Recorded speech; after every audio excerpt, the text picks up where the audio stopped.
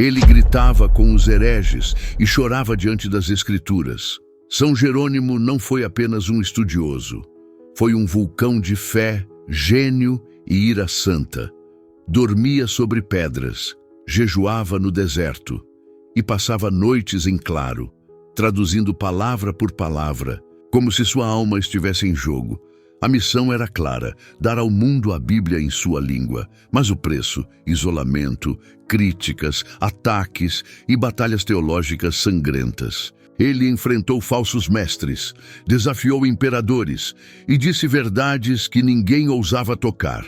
Traduziu a Vulgata, a versão latina das Escrituras, com suor, lágrimas e fogo nas veias, e a cada letra ele implorava: Senhor, faze com que eu compreenda, antes que eu me perca. Você vai entender agora por que São Jerônimo foi a chama viva que Deus usou para preservar sua palavra. E como mesmo em fúria, ele se tornou um instrumento de luz eterna. Capítulo 1. A alma queimada pelo livro proibido, o cheiro do pergaminho antigo, o crepitar da vela e o silêncio tenso de uma alma que arde. Jerônimo não era ainda santo. Era um estudante brilhante, jovem e vaidoso, que vagava pelas bibliotecas do mundo romano como um sedento num deserto de papel. Lia tudo: Cícero, Sêneca, Virgílio, Horácio. Devastava as palavras com fome de grandeza e, no fundo, queria ser aplaudido, reconhecido, lembrado.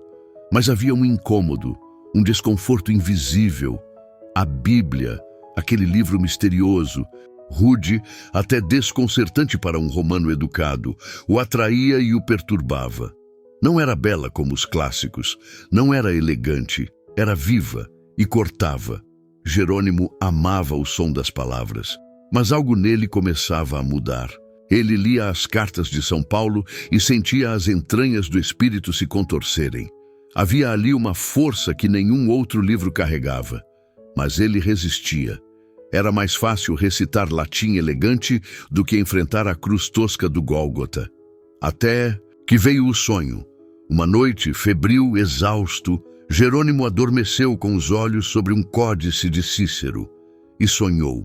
Via-se diante de um tribunal. Um trono o julgava. Vozes perguntavam: Quem és tu?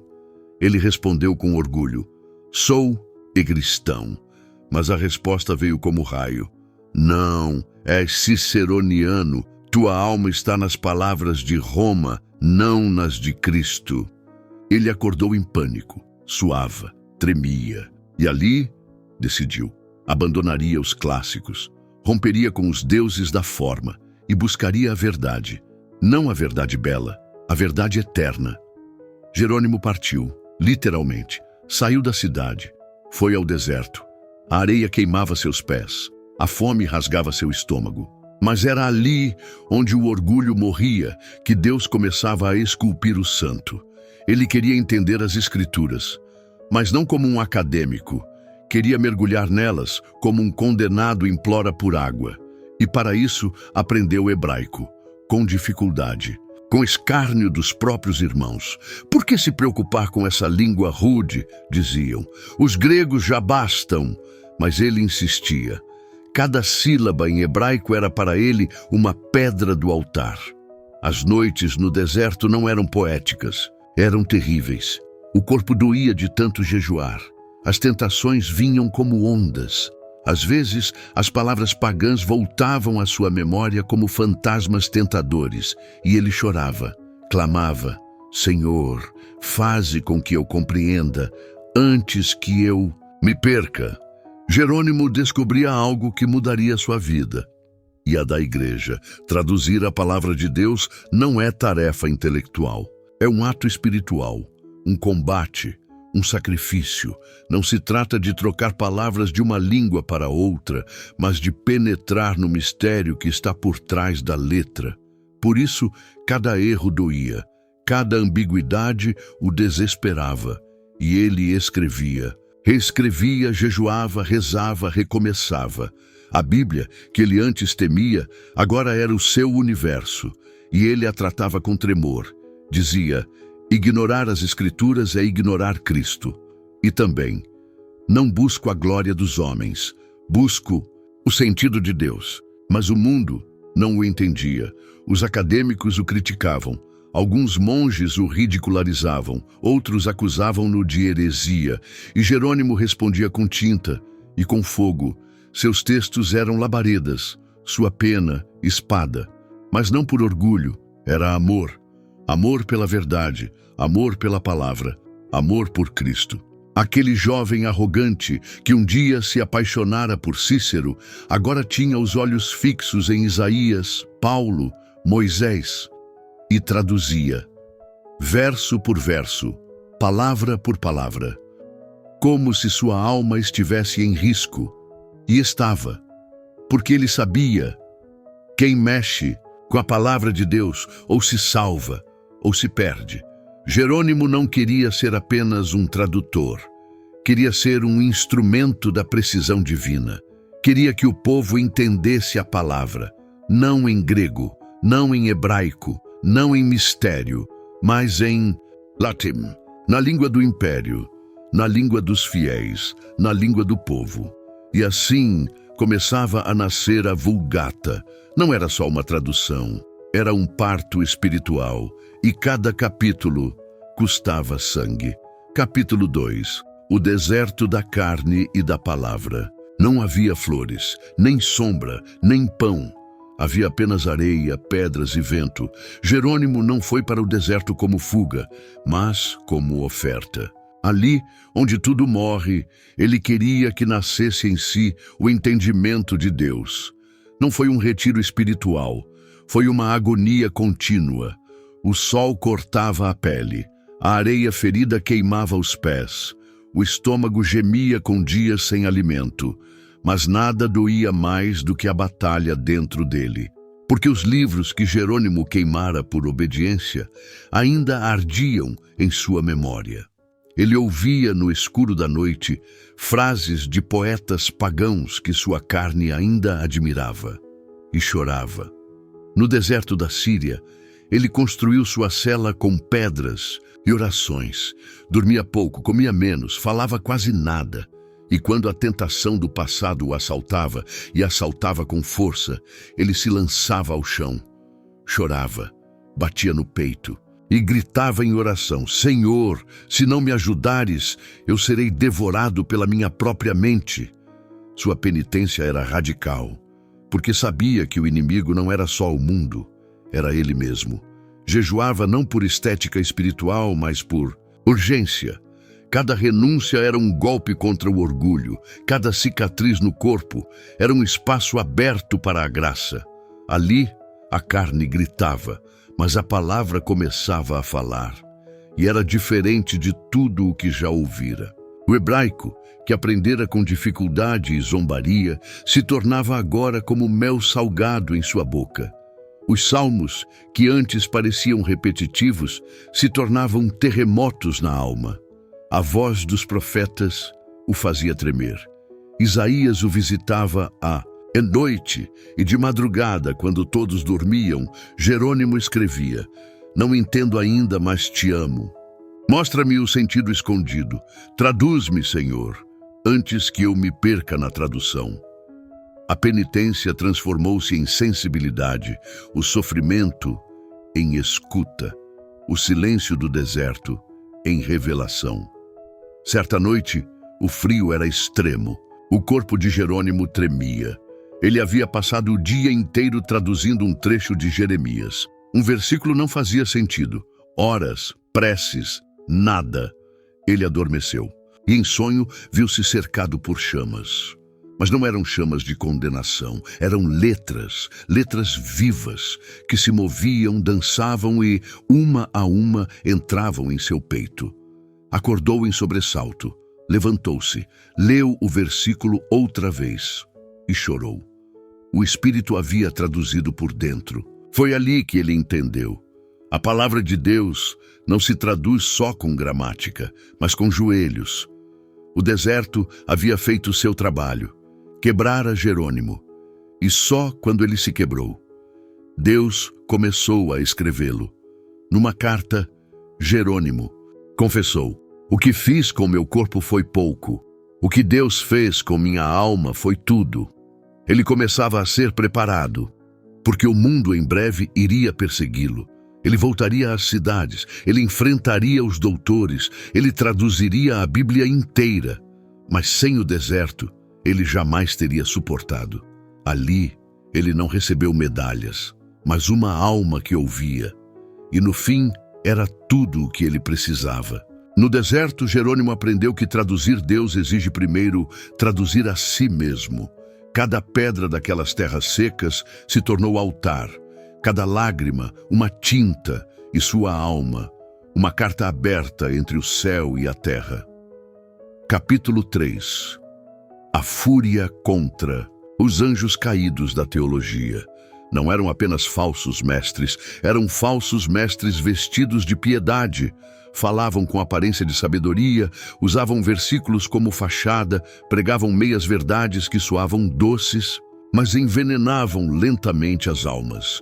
E São Jerônimo, que aprendera no deserto a temer cada palavra da Escritura, não suportava vê-la manipulada. Ele conhecia bem as armadilhas do orgulho intelectual.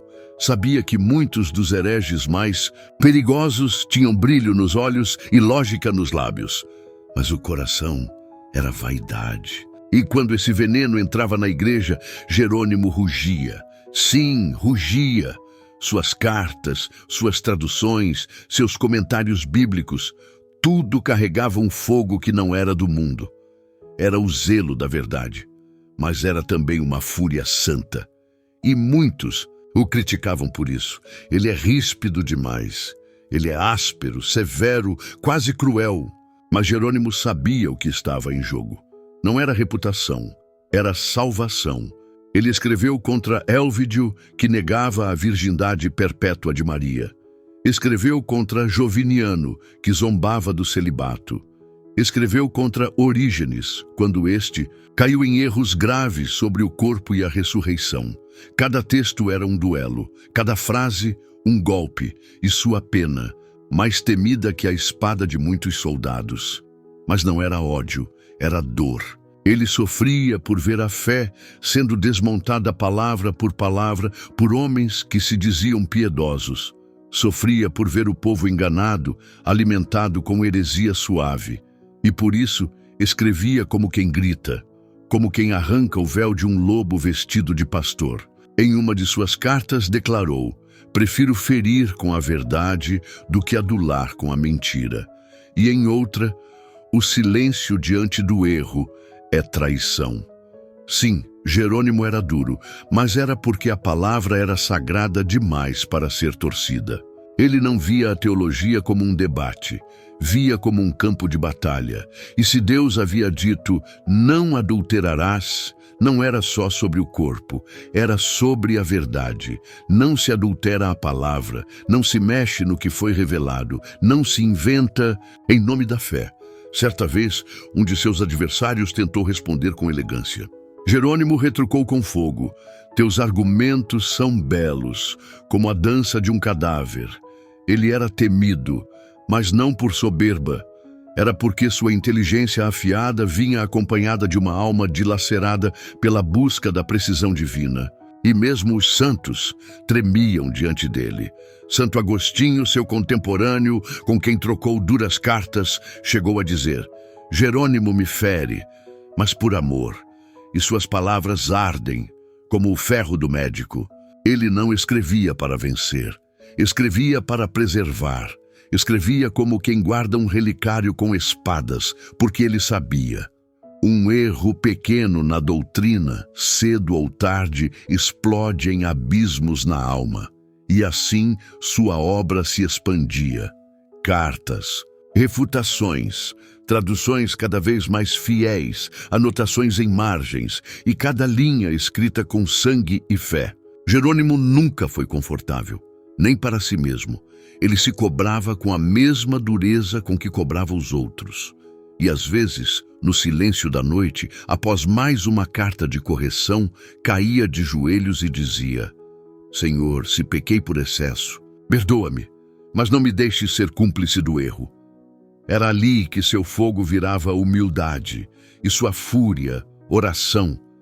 Porque, no fundo, Jerônimo sabia, a igreja precisa dos mansos, mas também precisa dos que gritam, dos que batem na mesa, dos que enfrentam os falsos anjos, dos que guardam a verdade como um soldado guarda a relíquia do seu rei. E ele foi esse soldado, não pela espada, mas pela pena. Jerônimo lutou com palavras, mas sua guerra foi espiritual. Cada vírgula era um campo minado, cada pronome uma muralha. Ele enfrentou os anjos caídos da teologia com a mesma intensidade com que enfrentava o próprio orgulho. Capítulo 4. A caverna das Escrituras. Noite, pedra e fogo. A cidade onde Deus se fez carne. Foi ali que Jerônimo se recolheu. Não numa casa confortável, não num mosteiro cercado de louvores, mas numa caverna, fria, escura, seca, perto da gruta onde o Salvador nasceu. Era simbólico e era essencial, porque para traduzir a palavra encarnada, Jerônimo precisava morrer para tudo o que não fosse palavra.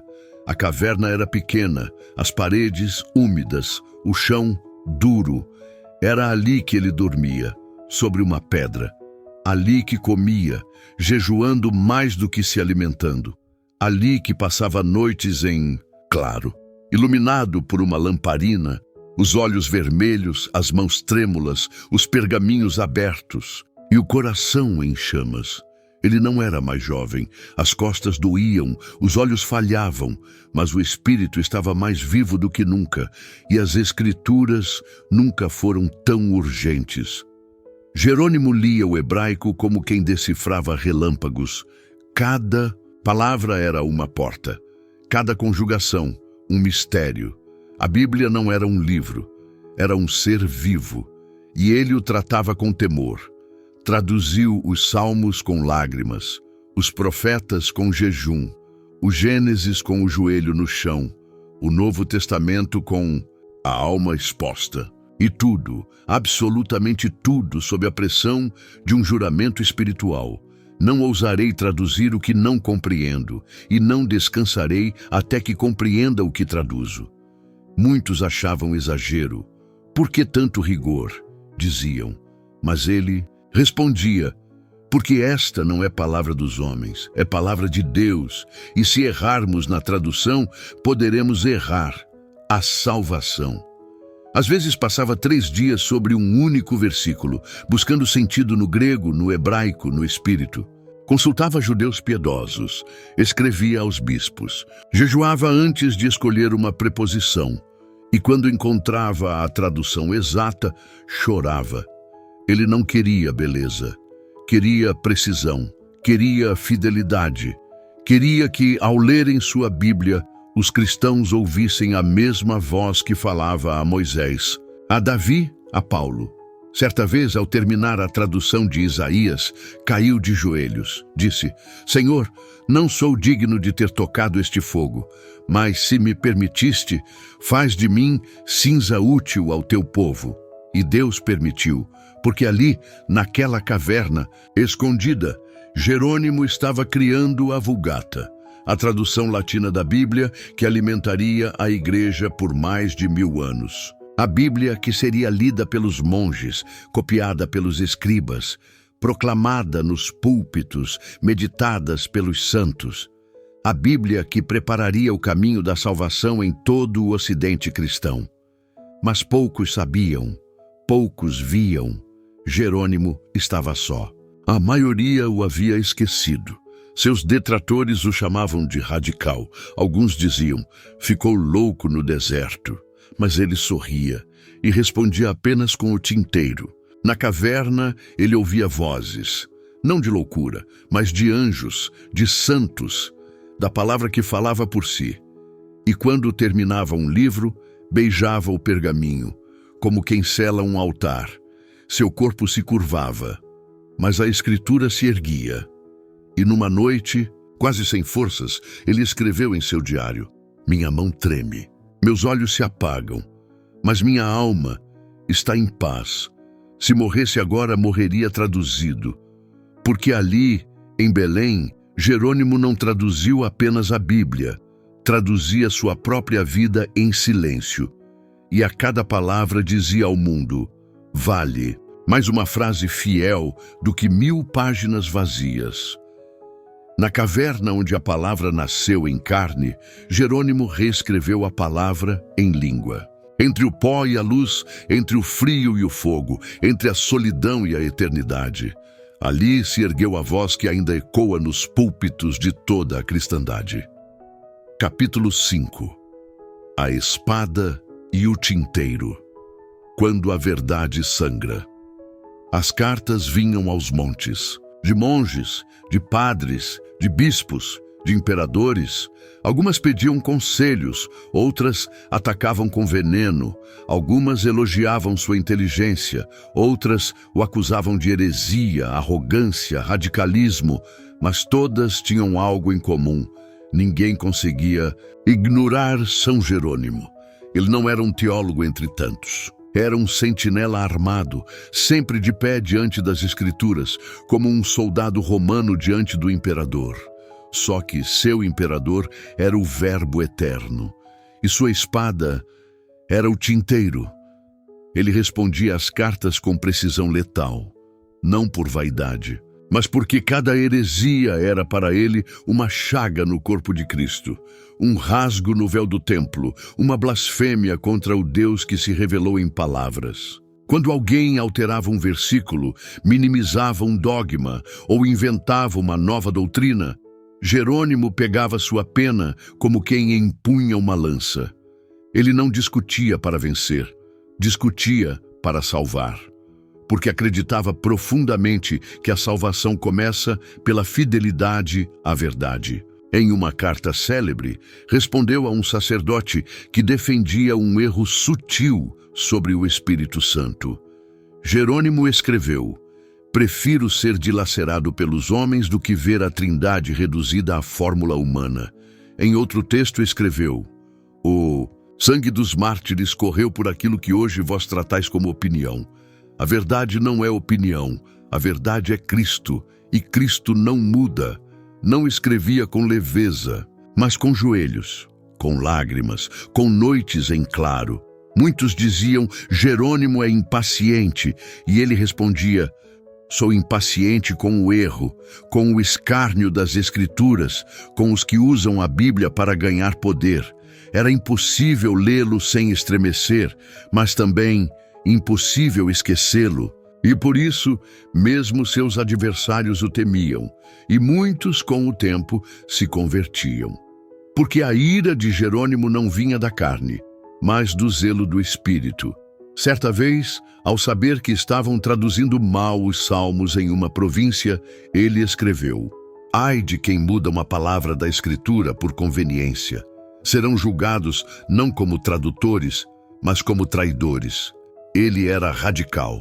Sim, mas era radical porque conhecia o preço da meia-verdade. Sabia que o inferno é pavimentado com doutrinas suaves. Sabia que o erro teológico hoje vira desvio moral amanhã. Sabia que se a igreja deixasse passar uma mentira, mesmo pequena, ela trairia o próprio Cristo. Por isso, escrevia com rigor, mas também com oração. Antes de cada carta jejuava, antes de cada refutação lia o Evangelho de novo. Não escrevia para ser ouvido, mas para obedecer. A pena de Jerônimo estava molhada de tinta e de alma, e por isso cortava. Alguns bispos o denunciaram a Roma, outros tentaram calá-lo, mas o povo o lia, e os santos o seguiam. Santa Paula, uma de suas discípulas mais fiéis, dizia: ele é fogo que arde. Quem se aproxima, queime-se na verdade. E ardiam. Não poucos pecadores se converteram lendo suas cartas. Não poucos monges reencontraram a vocação por causa de seus comentários bíblicos. Não poucos hereges, ao enfrentá-lo, perceberam que estavam errados, porque a pena de Jerônimo não era humana, era profética. Quando escreveu sobre Maria, defendeu sua virgindade com tanta força que selou para sempre a doutrina mariana no Ocidente. Quando escreveu sobre a Eucaristia, a chamou de não símbolo, mas carne verdadeira. E quem a nega, negou Cristo. Ele não queria criar um nome, queria preservar o nome acima de todos os nomes, e para isso escreveu até sangrar. Jerônimo fez da tinta sua espada, da gramática sua armadura, da fidelidade seu altar. Cada letra que defendia era um muro a mais contra o erro. Cada linha escrita, um selo de fogo sobre o que é eterno. Capítulo 6. A Vulgata, a Bíblia que o céu esperou séculos para ler. Foi no silêncio da caverna que ela nasceu, letra por letra, verso por verso, livro por livro. A Vulgata não era apenas uma Bíblia em latim, era o coração de Jerônimo, escrito em pedra, e também o sangue de suas batalhas, o suor de seus jejuns, o fogo de sua ira e a doçura escondida de sua oração. A igreja precisava de uma escritura única, fiel, compreensível, sólida como rocha. Os cristãos de Roma, da África, da Gália e do Oriente estavam lendo traduções fragmentadas, confusas, contraditórias. Havia mais de uma centena de versões, e nenhuma era segura. Foi então que o céu apontou para Jerônimo, e a missão foi entregue. Dá-me a palavra, ó Jerônimo, mas dá-me sem erro. Ele aceitou, mas não como um projeto, como um altar. Durante mais de 20 anos, isolado, ferido, caluniado, envelhecido, Jerônimo traduziu, e cada frase tinha gosto de penitência. Começou pelo Antigo Testamento direto do hebraico original, um escândalo na época, pois muitos achavam que a versão grega, Septuaginta, bastava. Mas Jerônimo sabia: quem ama a palavra vai até sua fonte. Aprendeu hebraico com mestres judeus. E enquanto o mundo dormia, ele lia os salmos com sotaque semita e coração latino. Depois veio o Novo Testamento. Evangelho por evangelho, carta por carta. Ele limpava os erros, polia as expressões, removia acréscimos humanos. Não queria beleza, queria verdade. E mais uma vez, foi atacado. Disseram, ele está alterando a Bíblia. Mas Jerônimo respondia, não altero, restauro, não invento, obedeço, não busco glória, busco fidelidade. A Vulgata foi sendo escrita entre insultos e orações. Ele perdia amigos, perdia saúde, perdia noites, mas ganhava paz, porque, no fundo, sabia que não escrevia para o mundo, mas para Deus. E quando terminou o último livro, não celebrou, não se exaltou, apenas caiu de joelhos e chorou. Disse, Senhor, aqui está, não é perfeita, não é digna, mas é tudo o que pude te oferecer. Cada sílaba foi oração, cada acento súplica. Recebe esta obra como se fosse cinza de um pecador. O céu ouviu e selou. A Vulgata se tornou a Bíblia oficial da Igreja.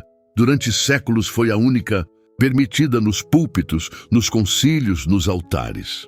O Concílio de Trento, mais de 1000 anos depois, ainda a proclamaria autêntica, inspirada e normativa.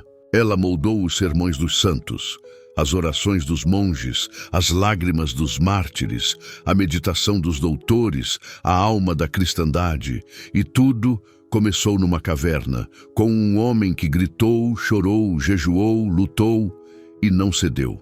Jerônimo não criou um texto, ergueu uma muralha, e por ela passaram milhares de almas salvas pela palavra. O que foi a Vulgata? Foi a Bíblia que o céu esperou séculos para ler. Foi a ponte entre o hebraico e o latim, entre os profetas e os camponeses, entre o espírito e a carne. Foi a tradução que virou tradição. E ainda hoje, cada vez que uma alma lê verbum domini, Jerônimo sorri. Porque sabe, Deus falou, e ele apenas traduziu. A Vulgata não é só uma versão da Bíblia. É o monumento espiritual de uma vida inteira consumida pelo zelo. e cada página dela ainda carrega o eco da caverna, a dor da fidelidade e a glória da palavra encarnada. Capítulo 7. A voz que desafiou o império e os anjos rebeldes. O nome dele ecoava nos corredores do poder. Bispos murmuravam com receio. Imperadores franziram o senho ao ouvir seu nome. Até monges se benziam antes de ler suas cartas. Jerônimo não usava coroa, espada, nem trono. Mas sua voz era mais cortante que decreto e mais inflamável que pólvora. Estava velho, frágil, encurvado sobre os pergaminhos, mas a força do seu espírito crescia, era como um leão, cansado por fora, indomável por dentro. O imperador Teodósio ouviu falar dele. Alguns diziam, é santo. Outros, é perigoso. Havia uma confusão nos palácios eclesiásticos. Certas interpretações, falsos evangelhos circulando, doutrinas duvidosas sendo aceitas por conveniência política. E todos sabiam, se Jerônimo souber, ele vai escrever. E escreveu. Escreveu contra os bispos que se dobravam à pressão dos nobres, contra teólogos que suavizavam o inferno, contra padres que negociavam indulgências como quem vende pão. Não poupava ninguém, chamava o erro de erro e o pecado de pecado. Uma vez, soube que um clérigo abençoava relações ilícitas em troca de favores. Escreveu em público, tuas mãos estão manchadas, não de vinho, mas de almas. Teu altar é estábulo, tua missa teatro. Arrepende-te, ou tremerás diante do verdadeiro juiz. Outras vezes recebia cartas com ameaças. Se não te calares, serás julgado por Roma.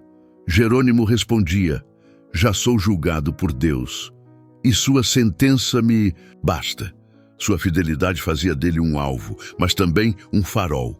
Até mesmo os anjos tremiam diante de sua pena. Ele escrevia contra o orgulho espiritual com tanta fúria que os demônios sabiam, não é apenas um monge que fala, é o fogo da palavra. E nas madrugadas, quando terminava mais uma refutação, caía de joelhos dizendo, não permitas, Senhor, que minha ira ultrapasse tua justiça, que eu não me torne o que combato, que minha espada seja sempre tua. Santa Paula, sua companheira e discípula fiel, via o que poucos viam, o homem por trás da fúria, o coração dilacerado que chorava enquanto corrigia, a alma que não suportava ver Jesus sendo desfigurado na doutrina. Jerônimo não queria vencer debates, queria preservar o corpo de Cristo. E por isso, enfrentava os anjos rebeldes da teologia, os orgulhosos, os vaidosos, os que transformavam o evangelho em ferramenta de poder. Ele sabia que nem todos os erros vinham por ignorância. Alguns vinham por soberba. E esses, ele enfrentava como Elias enfrentou os profetas de Baal. Certa vez, um pregador famoso da época escreveu que o inferno era apenas metáfora. Jerônimo escreveu, dizes que o fogo não queima, então mergulha nele e saberás que o fogo de Deus não é fábula, é justiça. Ele não conquistava cargos, mas formava santos. Mesmo os que o temiam acabavam se rendendo à sua autoridade, porque ele não era apenas erudito, era habitado. Por dentro, Jerônimo era mais cheio da palavra do que os templos eram cheios de ouro. Quando o imperador tentou intervir em um concílio, Jerônimo escreveu, César governa corpos, mas Cristo governa almas, e onde a alma está em jogo, o trono se cala. Nunca foi preso, porque sua pena era mais perigosa que sua presença, mas vivia como um exilado, porque sua fidelidade o tornava incômodo até para os fiéis. E ali, cercado de inimigos invisíveis e amigos fiéis, Jerônimo resistia, como rocha, como chama, como altar. Ele não foi doutor da igreja por concessão, foi por insistência do céu. A tradição não pôde ignorá-lo, porque mesmo com sua fúria ele dizia, sou barro, mas se o oleiro me usa, então que eu me quebre no serviço. A pena de Jerônimo atravessou impérios, sacudiu palácios e queimou a soberba de falsos anjos. Sua fidelidade foi sua cruz e sua glória. E até hoje sua voz ressoa nos corações que ainda ousam dizer: a verdade não se negocia. Capítulo 8. O último suspiro do leão e a palavra que ficou viva. A luz da caverna era tênue. As mãos já tremiam. Os olhos, antes aguçados como espadas, agora buscavam as palavras com dificuldade. Mas mesmo assim, Jerônimo seguia, traduzindo, corrigindo, orando, não pela glória, mas por amor. Estava exausto, cada músculo doía, cada manhã custava levantar, mas algo em sua alma permanecia jovem. Era o amor pela palavra, e era ela quem ainda o mantinha vivo. Nos últimos anos, Jerônimo vivia quase isolado. Santa Paula havia falecido. Os inimigos haviam se calado ou morrido. Os discípulos ainda vinham pedir conselhos, mas ele falava pouco. Apenas sorria, apontava para os pergaminhos e dizia: está tudo aqui, e não é meu, é dele. Muitos esperavam que ele deixasse um testamento, uma obra final, um tratado brilhante, mas Jerônimo sabia: sua obra maior já estava escrita. Era a Vulgata, era a semente, era o espelho fiel da palavra encarnada. Numa tarde, sentiu que o corpo não resistiria muito mais. Pediu que o deixassem a sós com os textos sagrados. Beijou o Salmo 119, seu favorito. Sussurrou: quão doces são tuas palavras ao meu paladar. E chorou, não de dor, mas de plenitude. Ao cair da noite, pediu um último favor: que lessem para ele o prólogo do Evangelho de João. No princípio era o Verbo. Ao ouvir aquelas palavras, sorriu e disse: ele era o Verbo. Eu fui apenas um sussurro. E então, em paz, com os olhos voltados para os manuscritos, suspirou e partiu. A caverna ficou em silêncio, mas não por muito tempo, porque logo vieram os monges, vieram os fiéis, vieram os que sabiam: um gigante havia partido. E seu corpo foi sepultado ali, perto da gruta do nascimento de Cristo, perto da palavra feita carne, mas sua obra, sua Bíblia, sua fidelidade continuaram se espalhando. A Vulgata foi copiada à mão, lida por santos, proclamada por papas, traduzida para outros idiomas, incorporada em concílios, conservada em mosteiros durante séculos de trevas, inspirando almas, definindo doutrinas, convertendo corações. Mais de 1000 anos depois, no Concílio de Trento, a Igreja declarou: esta é a Bíblia oficial, esta é a Escritura autêntica, esta é a palavra, traduzida com lágrimas e fogo. Jerônimo, mesmo morto, ainda falava, e fala até hoje, sempre que um sacerdote lê Verbum Domini, sempre que um seminarista se ajoelha diante da Escritura, sempre que uma alma abre a Bíblia buscando sentido. Jerônimo está ali, não com sua voz áspera, mas com sua fidelidade silenciosa. Ele não buscou fama, mas Deus o exaltou. Não buscou títulos, mas o chamou doutor da Igreja. Hoje, sua figura é retratada com um leão, não por força física, mas pela coragem de dizer a verdade, mesmo que rugisse sozinho. E é essa coragem que o torna eterno, porque em tempos de heresia disfarçada, em tempos de doutrina diluída, em tempos de Bíblia adaptada aos gostos do mundo, a voz de Jerônimo ainda arde, como brasa, como espada, como altar. Ele morreu com a Bíblia nas mãos e vive toda vez que ela é aberta com temor e amor. O último suspiro do leão não foi fim, foi entrega, foi semente, foi selo. E até hoje, a palavra que ele traduziu continua queimando nos corações dos que têm coragem de lê-la com fome de eternidade. Senhor Jesus Cristo, Tu que és o Verbo eterno do Pai, Tu que te revelaste em palavras humanas para nos tocar a alma, nós te louvamos pela vida santa, feroz e fiel de São Jerônimo. Ele não te serviu com comodidade, mas com o fogo da fidelidade. Não buscou conforto, mas a exatidão da verdade. E agora, diante da tua presença, clamamos com ele.